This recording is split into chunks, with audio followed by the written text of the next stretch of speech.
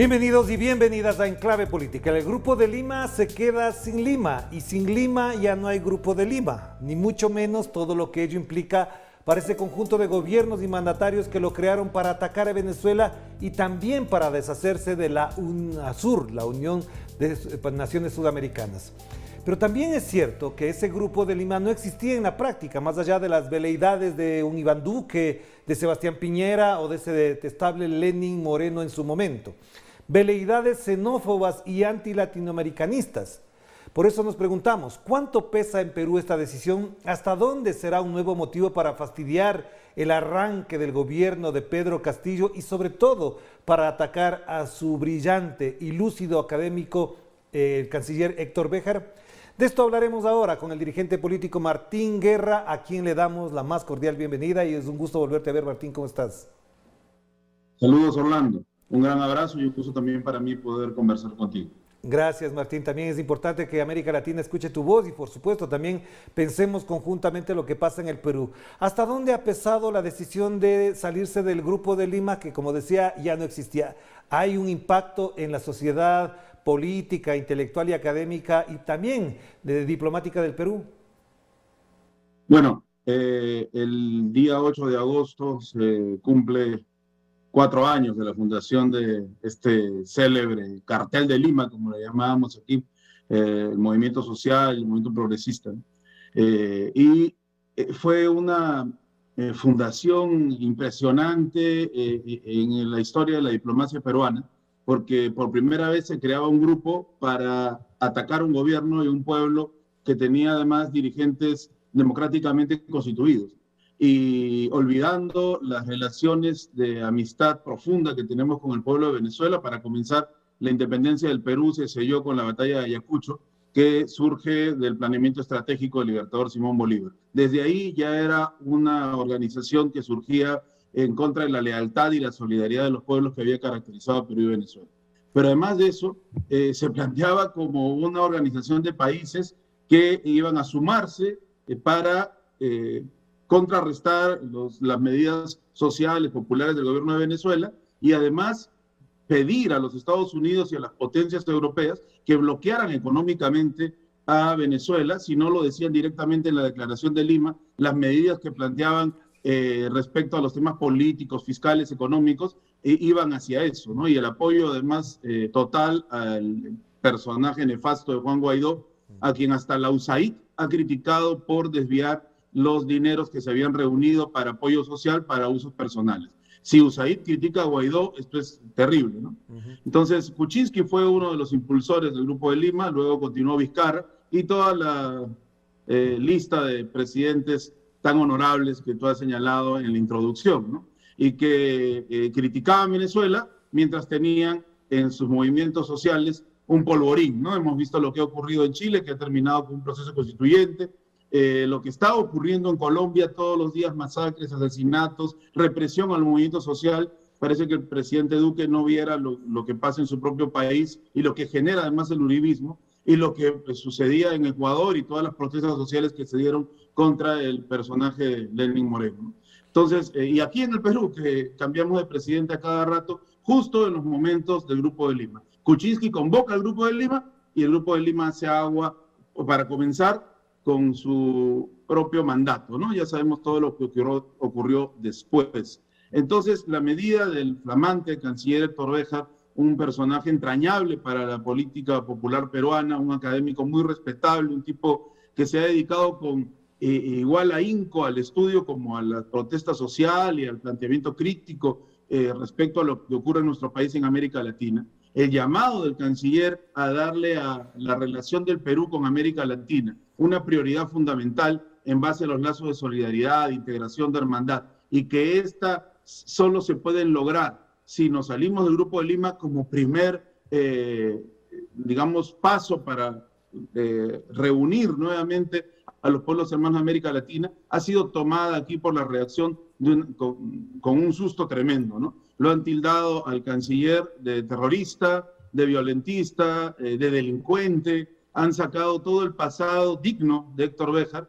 Por cierto, nos solidarizamos con su persona y con su magisterio, y no han tenido respeto para una vida íntegra, honesta, consecuente, y bueno, están echando todo el lodo que ellos saben echar. Porque lo que les asusta en primer momento es que se desarrolle una integración latinoamericana desde los pueblos. Las palabras de Héctor Béjar al asumir el Ministerio de Relaciones Exteriores han sido claras. Vamos a priorizar la unidad de América Latina. Vamos a priorizar los intereses que mantienen postrada América Latina, porque es nuestra zona histórica de desarrollo, así ha dicho el canciller, y esa es nuestra bandera de lucha en estos momentos en el plano internacional. Ya, por todo lo que acabas de mencionar, Martín, es importante. ¿Hasta dónde la potencia política y diplomática del Perú podrá aumentar lo que ya vienen haciendo Andrés Manuel López Obrador, el propio Alberto Fernández, Luis Arce, Nicolás Maduro? Es decir, ¿hasta dónde le alcanza al Perú para posicionarse como tal? Porque sabemos que Kuczynski, cuando funda el Grupo de Lima, efectivamente tenía una amplificación. ¿Crees que ahora, efectivamente, más allá de las veleidades de las que hablé al principio, esta decisión del Perú tenga un impacto real y que tenga una amplificación en América Latina? Interesante. Primero, López Obrador no le hizo mucho caso al Grupo de Lima, incluso ahora último ha convocado a superar a la OEA con un organismo que sea más integrador, y después en marzo Alberto Fernández se retira. Presidente Arce de Bolivia no le hace ningún caso al Grupo de Lima, y como tú bien has señalado, se ha ido deshaciendo, ¿no?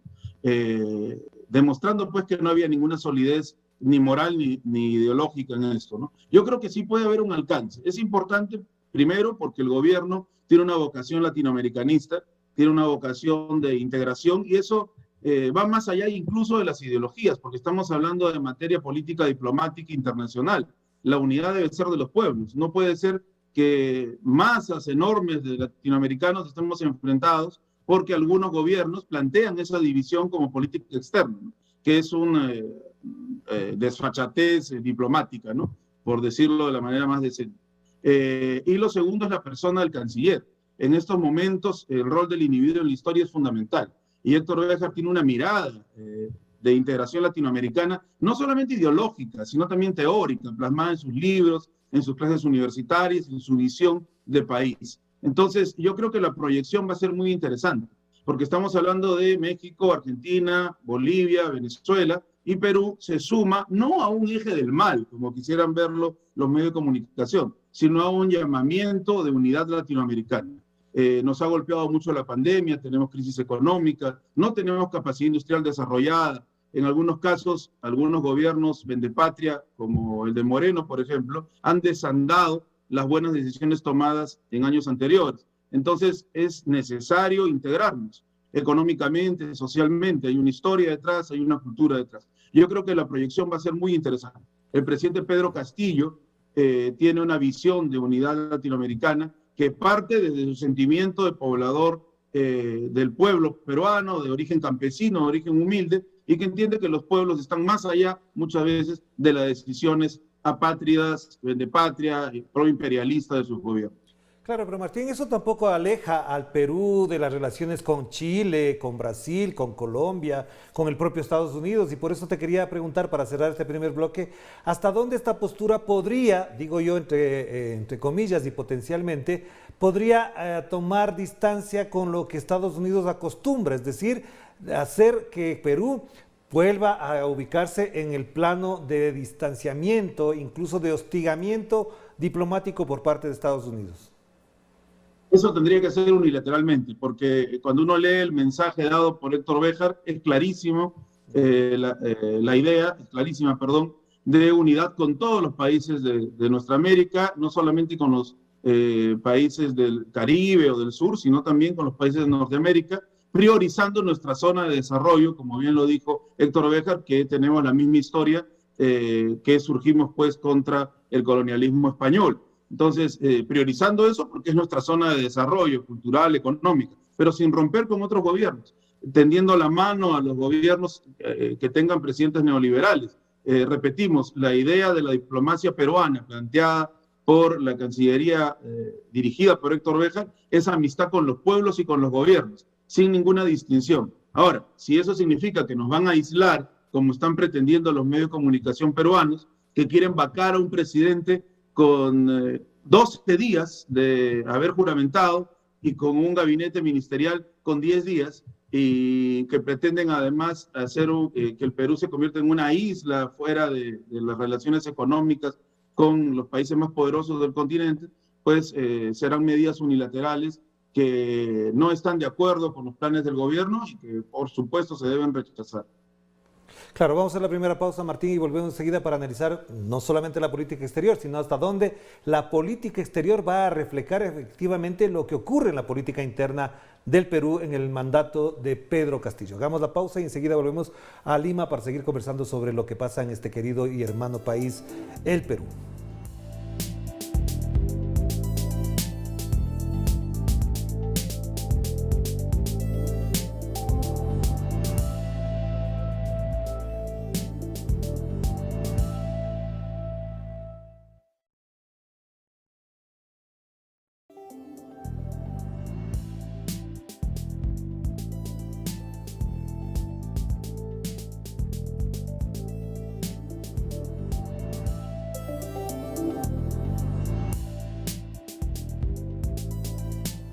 Estamos de vuelta aquí en Enclave Política a través de Telesur, la señal informativa de América Latina y el Caribe, y nos conectamos con Lima. Ya se encuentra un querido amigo y además dirigente político, Martín Guerra, a quien le consultamos algo que me parece que podría además alimentar la reflexión en América Latina. ¿Hasta dónde el presidente Pedro Castillo va a sostener el lápiz como un símbolo de un maestro que, además de acompañar a las luchas sociales, vence a la pluma del señor Vargas Llosa? ¿Crees que efectivamente este símbolo va a constituirse en esa herramienta de trabajo político, ideológico, pedagógico y sobre todo de servicio de los peruanos?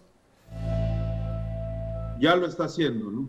Para comenzar, el gobierno tiene muy pocos días de haberse iniciado. El presidente Castillo juramentó recién el 28 de julio y el gabinete ministerial se presentó el 30 y al día siguiente los dos ministros que faltaban, Justicia y Economía, que faltaban integrarse al gabinete nombrado.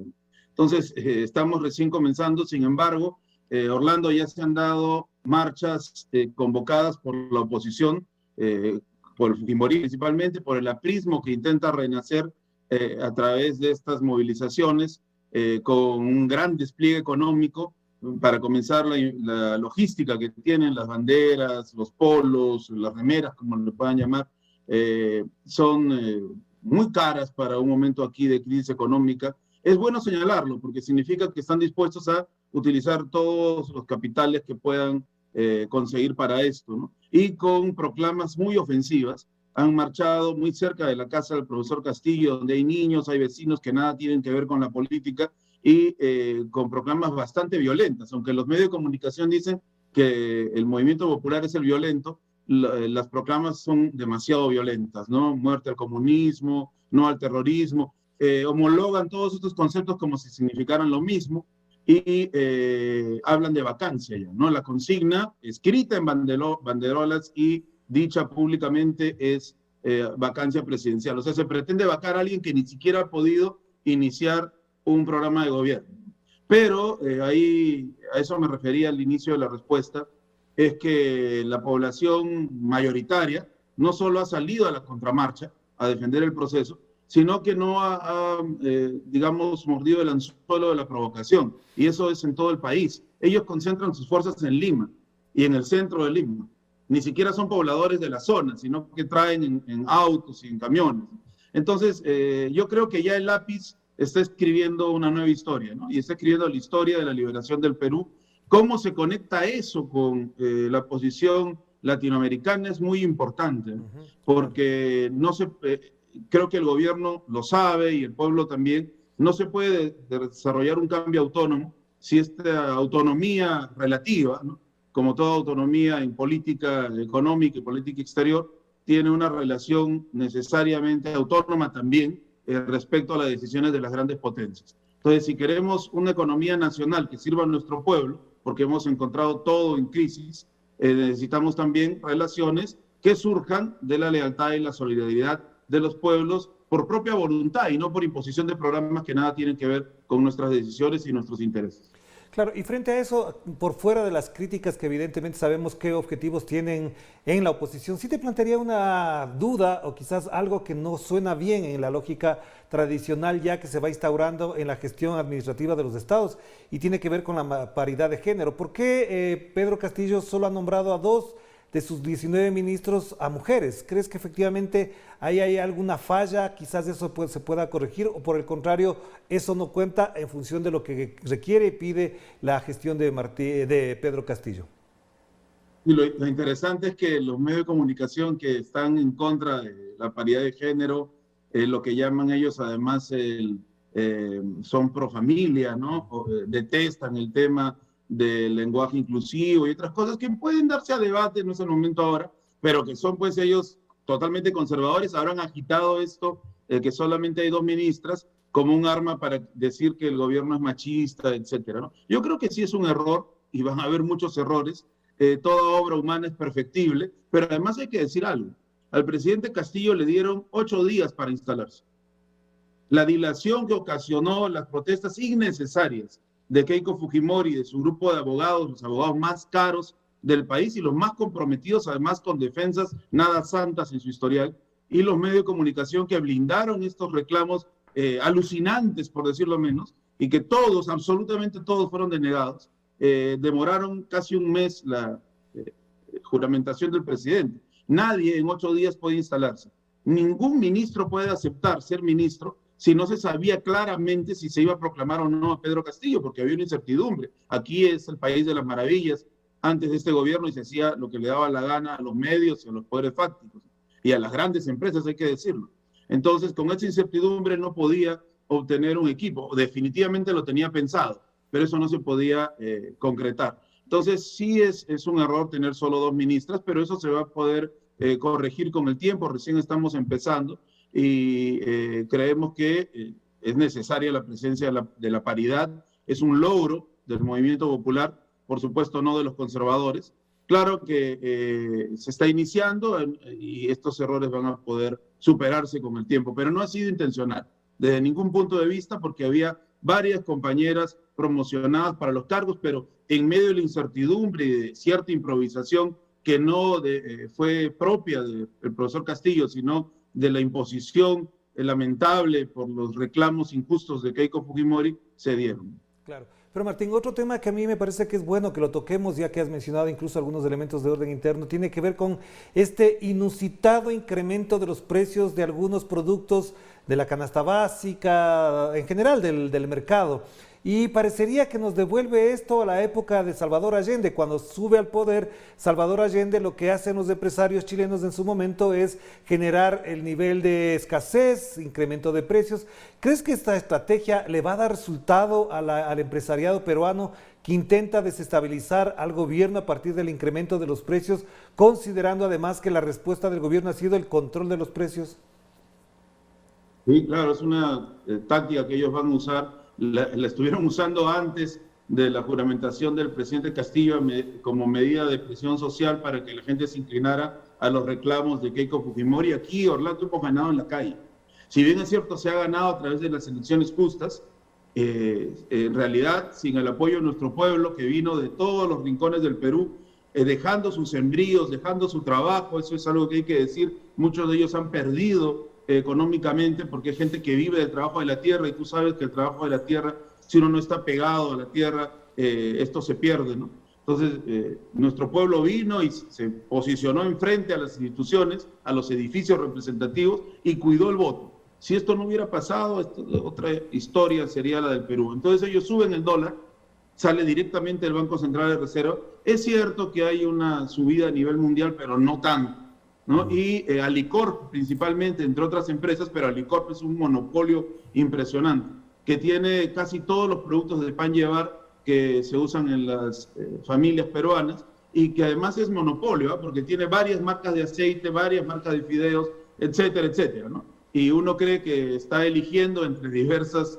posibilidades y es la misma, porque es la gran empresa dueña de casi todo. Entonces ellos también han subido los precios. La prensa de la concentración mediática, como le llamamos aquí, que es el 90% casi es de toda un solo grupo empresarial, los medios, apoyaba haciendo entrevistas armadas, diciendo que todo estaba pues en una crisis económica, pero en realidad es Alicor. Nos ha parecido impresionante la respuesta del pueblo peruano, no ha comprado Alicor y ha comenzado a elegir otros productos hechos en el Perú sin capital transnacional y con precios más cómodos. Entonces esa batalla también se está ganando. Yo creo que la población ya no va a creer estas cosas, se ha percibido lo ficticio de la crisis económica y en plena pandemia además, lo cual es una crueldad de lesa humanidad, ¿no? Claro. Y que tiene todas las ganas de confrontar y resistir.